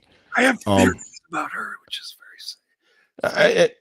There's a lot of stuff about her that's gone around. Especially after I will say this, the McMahon documentary I thought was really well done, especially when they got into the serious stuff. It was surprised me because of, you know, obviously the Ringer's very much a WWE fan site half the time, but the documentary filmmakers really did a good job of putting all that in the perspective. But I'm kind of blabbering here, but let me rephrase that. I have theories about Ashley Massaro's situation, not her. She's a lovely woman, it seems like. yeah. So I wanted to clarify that. Yeah, no, I agree with you, and I think the legend steals are interesting. I've said this just recently on a show, but it's true. There was an interview I read years ago with Bob Roop, and he talked about how everybody thinks they're a phone call away from getting that job or Yeah. getting payday, and that's what everybody thinks. Well, what's funny is that they're doing that will completely alienate himself from the other company that would probably be it would be a better place to work and might actually give him a better shot. You know, it's like, okay, I'm going to do a podcast and I'm going to blast Tony Khan, even though he paid me to do a couple of appearances and treated me with much more credibility and respect than I ever got at the other place. So I'm going to do a podcast just ripping him to shreds for 6 years. It doesn't make any sense to me. The mind of the business, it just shows how ingrained WWE is of these people. Well, And I think a lot of the problem, and I'll tell you this, I think a lot of the problem is the representation out there. I think that a lot of talent get told, look, if you go over here, you're going to have more of a shot at Hollywood. You're going to have more of a shot at, bigger things happening. Going over there, it's going to increase your social media profile more than it is if you're in New Japan or Stardom or here. Even if they offer you more money over here in the long term, this is going to be a better thing. If you really want to go to WWE, you should go. But I think at the same time, they're not really getting the best advice on what should be the best career move. I think Mariah May handled herself very well in her 2-year deal. Now, if it works out for her, great. Right now, she's not been booked very well. That's not her fault. right, Right? right, And that's a problem. You got to take that into consideration. How are they going to book me? Because when it all comes down to it, how they present me, how they book me, what they allow me to do and input, that's what you should be judging on when you besides money and all that. That should be your highest priorities when you're going into a new company. And I've talked to other people in the business who are frustrated with some of the advice they've been given. I was told that, from certain people that I should be, this would be the things I prioritize, the stuff I'm worried about, like, how I should be booked, all that. They're not even going to talk to me about that. They don't talk to anybody about it. So then when you walk in blind, you know, but, and I also think people overrate just, there still seems to be a lot of people, WWE is the end all be all. That's like making it A-list Hollywood for a lot of people. I don't know if that's as much the case as people think, because you got to remember, for 10 hard years, the people to watch, the coolest people in wrestling were the Bullet Club, the Young Bucks, Kenny Omega, Okada. That's the guys the younger wrestlers look up to. And the women's wrestlers look up to, they looked up to Bayley, they looked up to Charlotte, they looked up to Paige, they looked up to all of them. If you want to wrestle that style and do that style and have the most freedom to do it, there's other places to go. Now, I think a lot of people, their strengths are, I think the WWE style, which is very hands-on with how they produce you, how you do your character, how you do your matches. I think it's overly complicated how they do the matches with the cameras and how they expect things to be laid out that way. I think that helps a lot of people. I don't know if Seth Rollins could be the same guy in another company, right? I think he's an amazing talent, right. But there's a lot of people going to WWE boost them, and there's and a lot of people that style kind of hinges and hangs them back. Right. I think John Moxley's an example of where he could do it both. He could do well in both, but he wasn't happy doing what he was doing in WWE, being kind of the comedy character and not getting the main event serious push that he wanted. So he went elsewhere.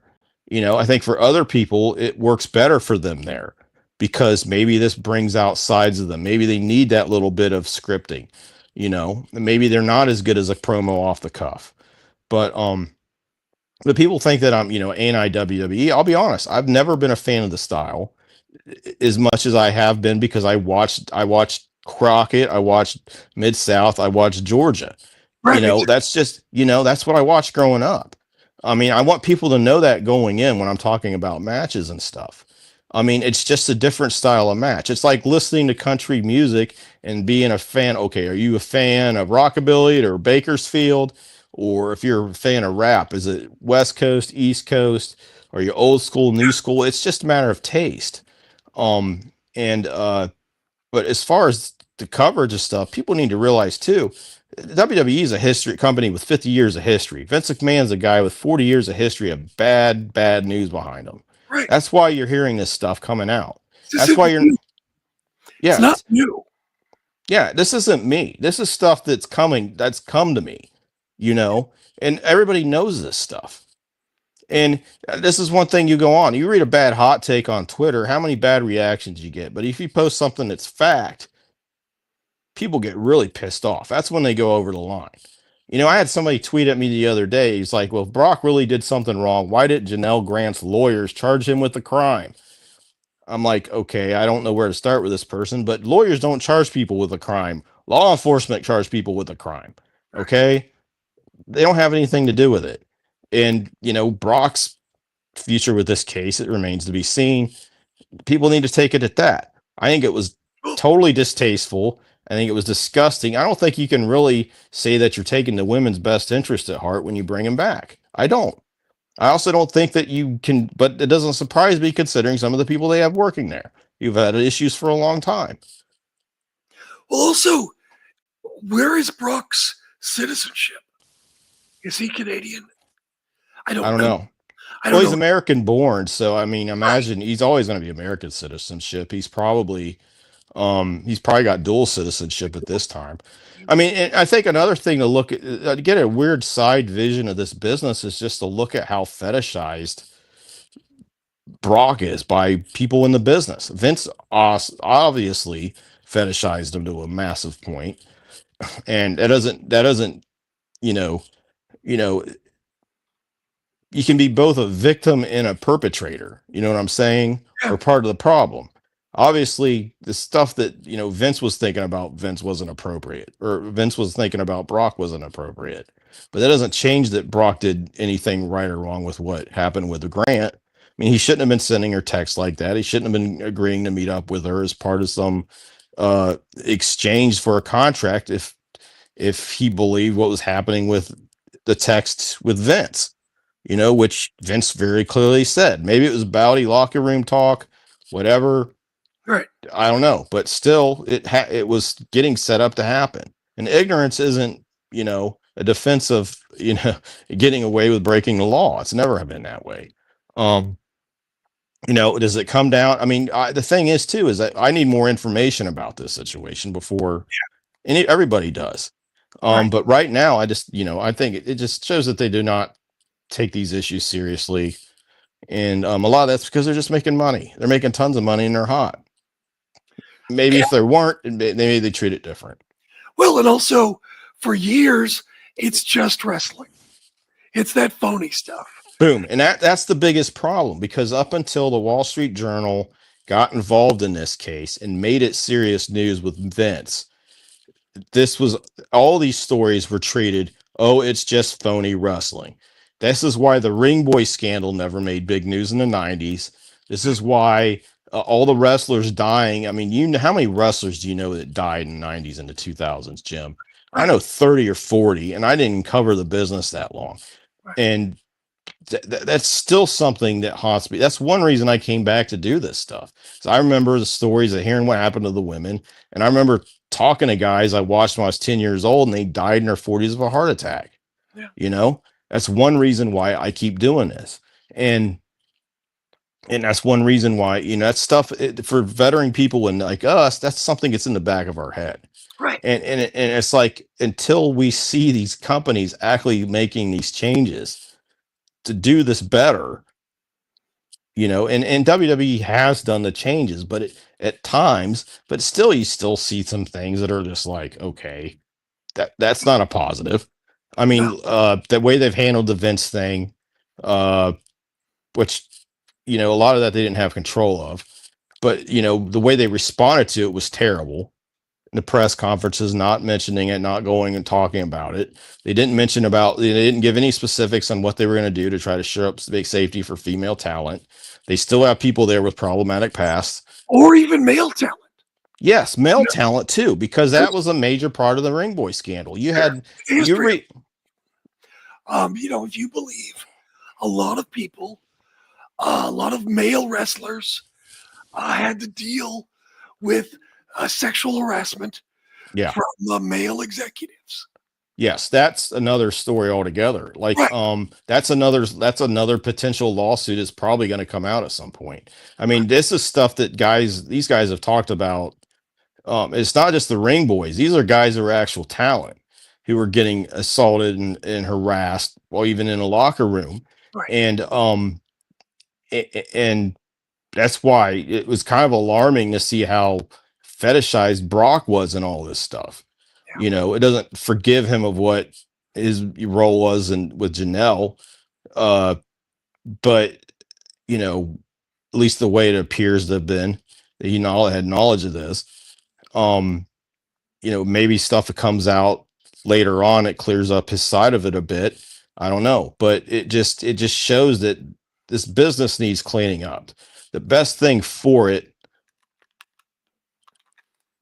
I think it's, let's see, Dragon John, Lance Storm on Brock Lesnar return. Lance Storm's about as smart a guy in the business as you're ever going to find. Right. I don't think it's about Brock. I think it's about the working environment of women within WWE. Boom. That's it. This should have been addressed with Lee Fitting. It should have been addressed before that.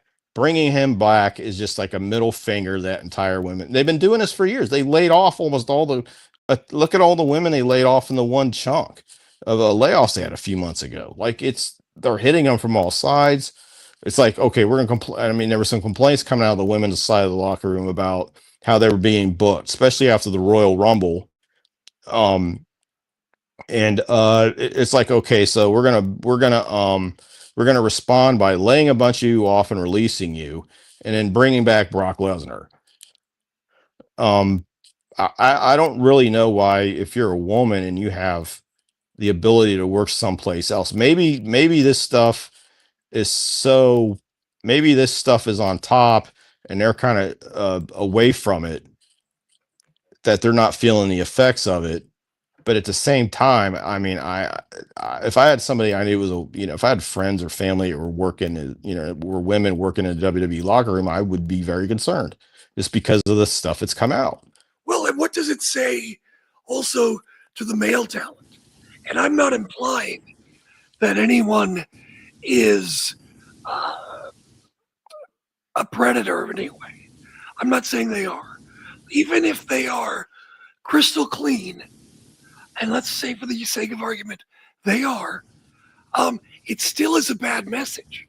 It says those, if you're a big enough star or you're connected, there's a whole buffet there for you. Yeah. It's like, if you're big enough star, all's forgiven. Right. If you're Hulk Hogan, you can come back after this terrible racial tirade. And, for people that are saying, this is a big deal, this is only one thing. I got friends on Facebook that are black who were wrestling fans. This was not a big deal. This was not a little deal and a little blip to them. This was a complete other betrayal. The dude was an avowed racist. He treated his daughter horribly, with it. And then he tried to gaslight the WWE roster when he was supposed to be given an apology, right? Which tells me he's not sorry about anything he's done, right? But he's a big enough star, we can bring him back. This is the stuff that needs addressed. This is the stuff that I worry about with the company, because I was there when people were dying left and right, and I'm glad that that's not happening at that rate anymore. But it's like, for the business to go forward, it has to be more mainstream. Things had to change. That's one of the things I like about AEW coming in, is because these are guys that ran legitimate businesses. Shad Khan started his business out of the back of a van. I'm not saying they don't have problems over there. They may have a ton of problems, and they may come out, and when they do, I'll be covering it. But right now we need more legitimate people who have ran businesses and know how to handle, medical leave and things like that, and issues like this in a scale. And you know, um, they talk about, a lot of people talk about brawl out and the suspensions and things like that, and the NDAs, and not letting them allowed together in the building, and not just hashing it out with a fight in like a meeting room in an arena somewhere. It's like, I'm sorry, but this is a grown-up world. Right. I don't agree with everything that happened with how some people were treated in that, but they treated it like a company would treat it. Right. And that's still better than how WWE would treat it, or an old school wrestling company would treat it. Those people have heard too many Bill Watts shoot interviews. Yeah. Problem. I remember we had a basketball coach that believed this locally too, and he had a problem between two players, so he told them to fight it out in the locker room. And one of them, who was a star shooting guard, who was the highest point scorer on the team, broke his shooting hand, and he ended up getting fired. He ended up losing that, and he ended up having a bad season. It's like, you don't handle things that way anymore. No, It's like, it's like, we're gonna be adults. Yeah. Yeah, and that's the thing.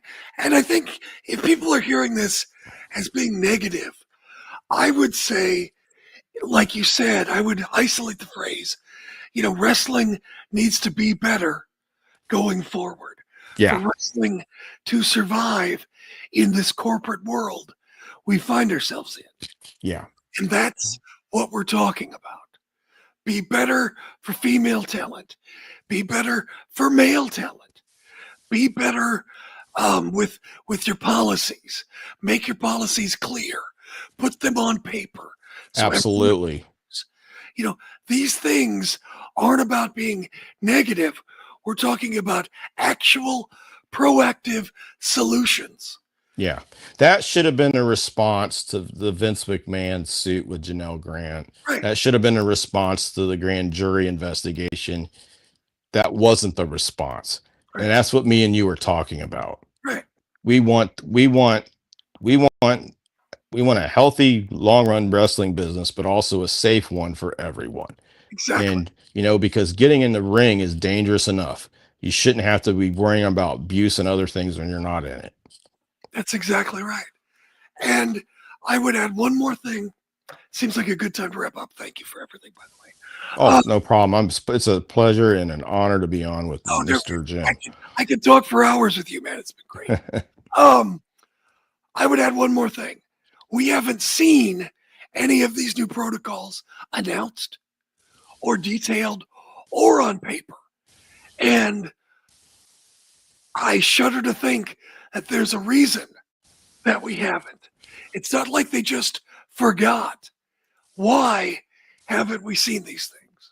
Yeah, and I think that at some point, somebody's got to ask them. They can't hide from the press forever. They're gonna be out. Somebody's got to ask them, what's your safety protocols? Put them on paper. Let's see them. Yeah. And if you get a chance to interview former AEW women or former WWE women's talent, you get a chance to interview former women or current WWE women's talent, you got to ask them the questions. They may give the company answers, but that's not the reason you ask. You ask to give them the chance to speak out. Right. If you don't do that, you're not doing your job. No one cares what flour they would be or what they order for appetizers when they're at Applebee's. No one cares. But I don't know. That's just kind of where we are today. BJ, man, I can't thank you enough. Hey, it's always a pleasure, sir. I appreciate it. You've been great. We'll have you on again anytime, but stay in touch. And everybody listening, thank you as well. And I'll be back live, I think, next week. So we'll do that. But thanks to everybody. So thanks, Jim. All right, man. I'll end stream your stay right there, BJ. All right, guys. Thanks. Bye.